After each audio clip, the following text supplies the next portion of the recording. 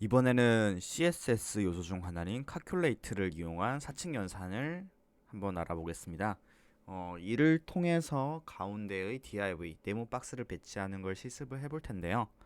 먼저 우리가 항상 하던 대로 div를 하나 만들어 줄게요. 박스를 만들어 줍니다. 여기 클래스명이 박스입니다. 그리고 style.css로 넘어가서 여기 있는 박스에 width 200픽셀, 하이트 200픽셀, 백그라운드 컬러를 레드로 만들어줍니다. 저장을 하고 세로 고침을 한번 해볼게요. 세로 고침을 하면 이렇게 박스가 보이시죠? 요거를 화면 정 가운데에다가 배치를 할 거예요. 이전 강의인 마진과 패딩에 대한 강의를 들었으면 우리가 여기 있는 가로 가운데 배치는 마진 레프트 오토, 마진 라이트 오토를 통해서 할 수 있다는 걸 우리가 한번 배웠었는데 여기서 마진 탑 오토, 마진 바텀 오토를 하면 어떨까? 라고 생각을 하신 분들이 있을 거예요. 하지만 지금 이렇게 해서는 아무것도 변하지 않습니다. 탑과 바텀은 오토가 적용되지 않아요. 그래서 우리가 CSS 포지션을 통해 가지고 얘를 한번 위치를 바꿔 볼게요. 레프트와 라이트도 없애줍니다. 자, 포지션 앱솔루트로 한 다음에 뭐 탑 300픽셀, 레프트 300픽셀 뭐 이런 식으로 우리가 요 절대적인 위치를 탑과 레프트를 통해서 조정을 할 수 있다는 걸 알아냈죠. 그리고 이거를 뭐 따로 이렇게 수치를 조정을 하면 적당히 가운데로 오게 할 수는 있어요. 네, 이런 식으로. 근데 하지만 우리가 브라우저 환경이라는 것 자체가 엄청 다양하잖아요. 이렇게 위아래 상하 좌우 움직여도 브라우저 크기가 변해도 이건 앱솔루트 값은 절대 값이기 때문에 변하지가 않아요.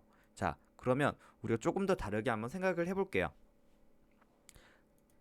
자, 그러면 여기 있는 그 상하 좌우 값이 지금 절대값으로 되어 있는데 여기 픽셀 자체가 우리가 100%, 200%인 것처럼 퍼센테이지 상대값으로 들어간다면 어떨까라고 생각을 해봅시다. 탑은 50%, 레프트는 50%를 했어요. 저장하고 새로 고침합니다. 자, 그러면 이렇게 되었죠? 지금 이 상태에서 브라우저를 늘리고 줄이면 지금 변하죠? 그러면 이렇게 해서 퍼센테이지 넣어서 50%가 됐으니까 이거를 한 40% 정도 하면 되지 않을까 라고 생각을 할 수 있는데, 근데 이것도 브라우저 크기를 너무 크게 늘리거나 줄이면 이게 변해버려요. 우리가 그 이유를 알아야 되는데 지금 여기서 상대값과 절대값이 서로 섞여 있어서 그래요. 지금 퍼센테이지를 상대값이라고 치고 위드 하이트를 절대값이라고 치면 이제 여기 있는 레프트라는 게 아무리 퍼센테이지가 변해도 지금 위드 하이트가 절대값으로 고정되어 있는 값이기 때문에 이거를 실시간으로 반영하지 못하는 거죠. 자, 우리가 한번 일러스트레이터에서 한번 보도록 할게요. 자, 제가 FHD 화면을 만들어 놨어요. 그럼 여기에다가 박스를 하나 그려 볼게요. 500 500짜리 박스를 만들었습니다. 자, 그러면 얘를 정 가운데에 배치를 하려면 어떻게 해야 될까요? 정 가운데 지금은 일러스트레이터에서 적당히 배치해주는 그리드 그 얼라인을 이용해서 배치를 했지만 정확히 말하자면 여기 요 검은색 500픽셀짜리 검은색 원의 가운데 좌표를 한번 계산을 해볼게요. 자, 참고로 기준점은 여기 좌측을 기준으로 합니다. 기준점이 좌측 상단이에요. 우리가 생각하는 것처럼 가운데 있지 않아요. 여기가 기준점입니다. 그래서 우리가 탑과 레프트를 적용을 하면 이제 여기 탑과 레프트를 적용을 하면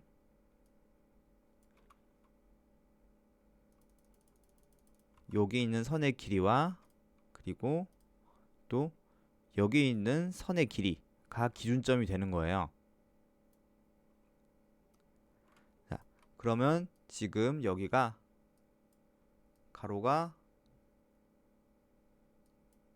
280, 700이니까 대충 280 픽셀.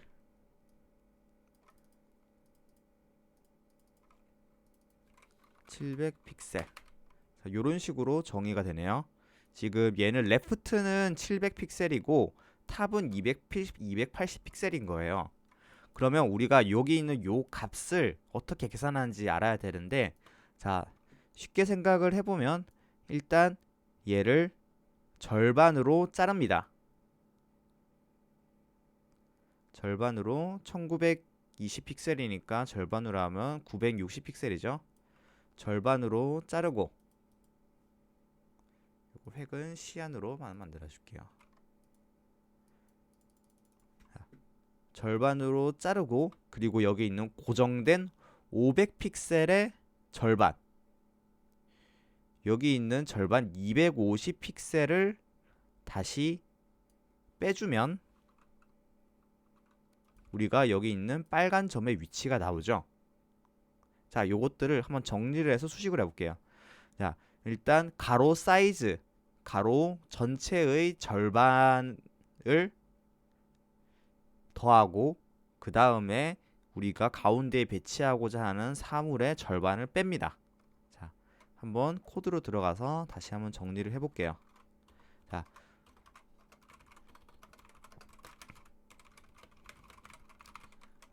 가운데 배치하려면 화면 크기의 절반에서 배치할 div 가로의 절반을 빼주면 됩니다.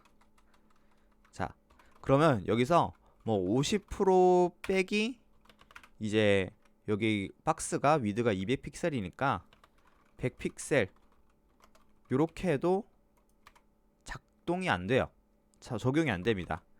요거를 배치를 하려면 우리가 calc calculate라는 걸 써야 돼요. calc 하고 괄호를 해서, 자, 한번 배치를 해봅니다. 아, 그리고 여기 퍼센테이지로 하지 않고 이제 VH라는 걸로 할 거예요. VH는 뷰 하이트라는 뜻입니다. 브라우저 크기의 절반, 브라우저 크기의 높이라는 거죠. 그러면 또 뷰 위드도 있겠죠. 뷰 위드,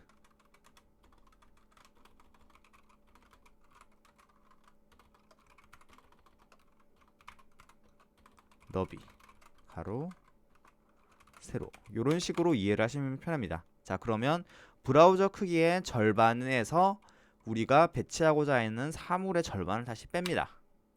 자, 그럼 가운데로 왔죠. 자, 레프트도 똑같습니다. 레프트 calc calculate 하고, 이제 요거는 레프트니까 가로죠. vw 빼기 50 픽셀. 아, 이거 100픽셀이죠. 100픽셀. 자, 요렇게 하면 정 가운데 배치가 됐고, 이제 얘를 줄이거나 느려도 정확히 정 가운데에 배치가 되는 걸 볼 수 있습니다. 지금 여기서 우리가 지금 덧셈 뺄셈만 해놨지만 여기서 뭐 곱셈이라든지 지금 곱셈을 할까 아예 안 보이네요. 예. 곱셈, 덧셈, 나눗셈 그런 것들도 다 적용이 되니까 여기서 많은 것들을 한번 해보면 되게 재밌는 요소들을 재밌는 뷰를 만들 수 있어요. 실제로도 이제 이런 걸 통해서 나중에 배울 스크립트, 이제 인터랙션 같은 걸 통해 가지고 여기 있는 요소를 조정할 수도 있고요. 예. 자, 한마디로 calculate는 CSS에서 우리가 픽셀 단위의 숫자들을 4층 연산, 그리고 VW, VH, 뷰 하이트, 뷰 위드를 통해 가지고 좀 더 화면 자체에서 우리가 일러스트를 사용하듯이 요 화면 자체를 아트보드처럼 사물을 배치할 수 있도록 도와주는 겁니다. 실제로 여기 위드 하이트도 조정이 가능해요. 우리가 픽셀만 제가 의도적으로 쓰고 있는데 이런 것들을 뭐 50 VW, 50 VH라고 하면 이런 식으로 가능을 합니다. 그러면 여기서 또 바뀌자면 50VW에서 이제 50VW의 절반을 빼야 되겠죠? 그러면 25VH를 빼고 25VW를 빼면 또 이 항상 화면에 절반의 절반 4분의 1 영역을 차지하게 되겠죠? 이것도 이런 식으로 줄일 수 있습니다. 이런 걸 통해서 보통 이제 미디어 쿼리라고 하는 뭐 반응 영역도 사용할 수도 있고 이제 다양한 컨텐츠 영역의 넓이라든지 절대적인 영역과 그리고 상대적으로 화면 크기에 바뀌는 영역을 자유롭게 조정할 수 있습니다.